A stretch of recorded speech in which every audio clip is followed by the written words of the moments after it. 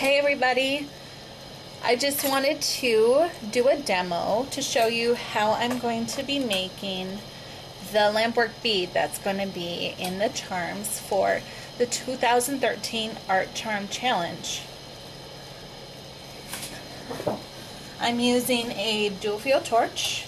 I've got a national torch, which isn't very common, but I've always liked working on it.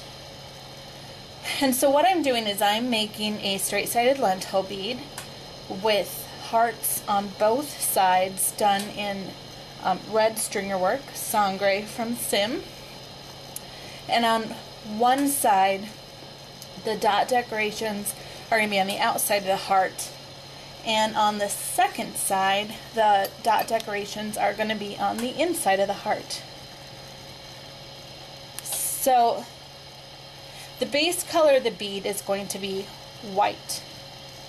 Now for those of you who don't lamp work or haven't lamp worked for very long, you may not know that different glass colors flow differently. And white happens to be a really soupy color. So what I'm doing is I'm putting down a layer of some pretty inexpensive transparent, because transparent colors in general are much more stiff than opaque colors. Especially, they're much more stiff than opaque white. And because I've made so many of these beads already, I happen to know that I just need 5 stripes to make my transparent base. So you can see here, lumpy base. I'm just going to melt it into a nice football shape. Find my white. Now I'm wearing some Didium glasses. They're purple tinted glasses that, for me, they cut out that orange glare that you're seeing in the video. So I have a much better visual sense of the shape of the bead than perhaps you do, but there, and now it's still soupy. You can see that that glass is still soupy and melting, but it's much more smooth. And the only reason that I smooth out that base layer before I put my white on is just so I don't trap any air. And with an opaque color going on top of that clear base, it actually shouldn't matter a lot, if for no other reason than it doesn't really affect the strength of the bead. And with the opaque color on top, you wouldn't see it, but it's just a good habit just to be precise as possible. It's the German in me.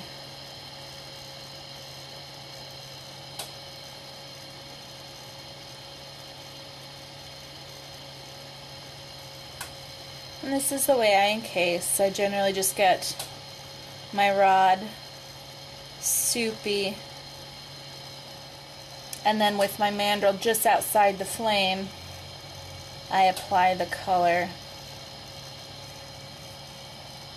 so that the rod is still in the flame and is still hot. So I've got plenty of molten glass then that can go onto my cooler bead. Still way too hot to touch, but cool enough that it will hold its shape pretty well. So there, never reach under your torch like that. So there. I want my nice football shape, and you can see now that the white is cooling. That's cool, huh? When the light cools, it becomes opaque again.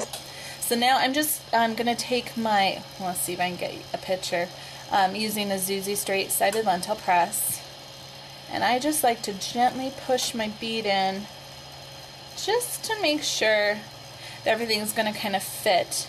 You can kind of see I've hello, got my stringers everywhere.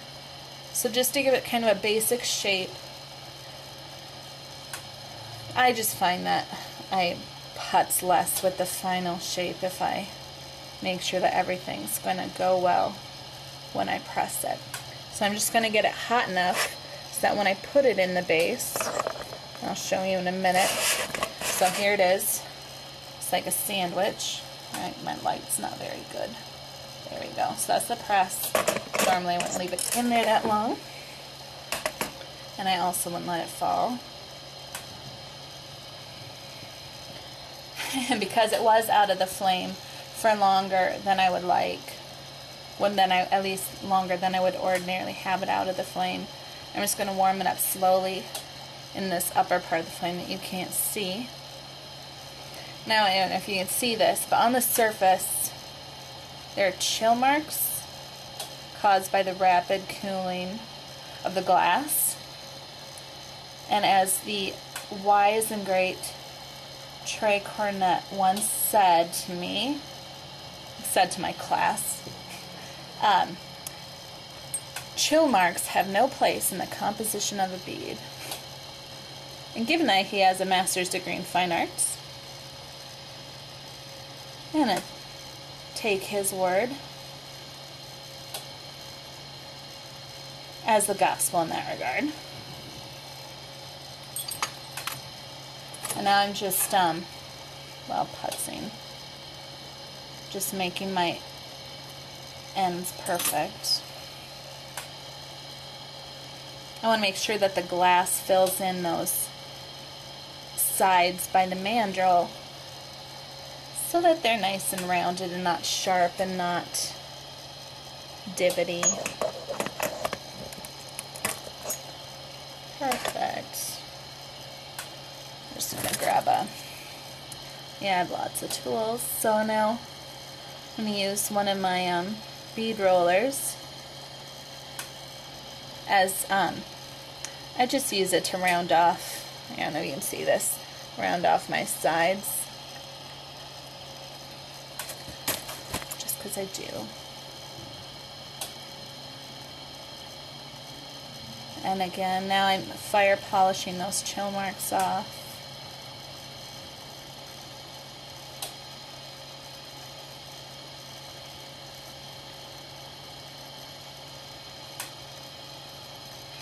I'm concentrating because it's a fine line between getting it hot enough for the chill marks to disappear. I mean, you're melting the glass, but you just want to melt the surface of the glass so that you don't lose the shape of the bead. Okay, so now I've got that base shape done. And I'm going to turn down my flame. Just because for me, turning down my flame makes it easier to find the sweet spot for my stringer. As a good lamp worker should, doesn't always, I've got my stringer pulled already. It's about 1 millimeter thick, and it's a striking red, so that's why it looks clear right now. And then I'm just going to draw my heart, and I kind of move my base bead so that the stringer can stay in the sweet spot of that flame. I'm just going to do a little tweaking, a poker tool just to get that heart shape at the bottom just right. Use a straight-sided dental tool just to push one part of stringer where it belongs. Silly stringer. Alright. And now I am just melting it in halfway so that it won't pop off. Which, besides making an ugly throwaway bead, would make me super angry. Alright, heart one.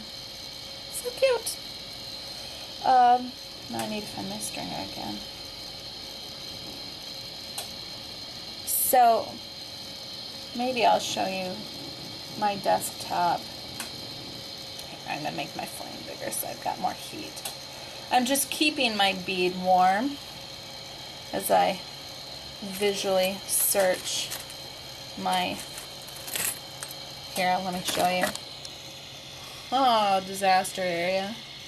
Yeah. Search desperately for my stringer. Fortunately, I can edit all that out.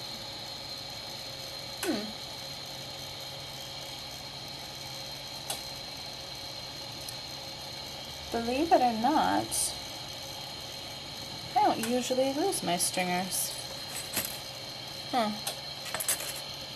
So weird. Oh, here it is, because it was under my my graphite marker. Silly thing. Okay, so now what I'm going to do is I'm just going to get my whole bead orange just to make sure it's all the same temperature before I turn down my flame again.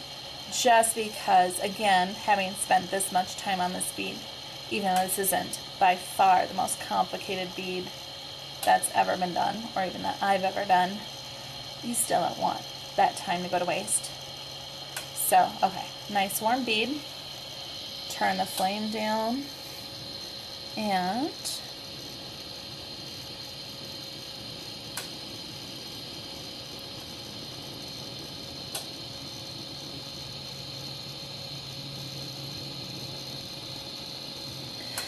I wait to do the dots. Okay, don't let me forget, I put it right there. Because I like to see which heart turns out, well, how both of the hearts turn out. I usually use the smaller heart for the side that I do the outside dots, and I use the bigger heart for the inside dots. So the new side 2, side 1, side 2. So I'm going to use side 2 for my inside dots, and side 1 for my outside dots. For dots, it's not quite as critical for me to turn down the flame. What is critical, at least you lamp workers will be interested, is I always keep my elbows firmly planted at my side so that I have more control over the placement of my dots and stringer work both. So I know some people use a creation station, which is basically some adjustable armrests. While that would be glorious, I find that this works well enough for me that I haven't been motivated to go get one. Okay, so there's dots. Looks like a little crown. Okay, now we're going to do side 2. Again, just getting everything, keeping everything warm. Insurance heat. And turn it, well, no, here, you don't have to turn it down, I'll show you. Because you're just using, I'm just looking at the tip of my stringer, and I can see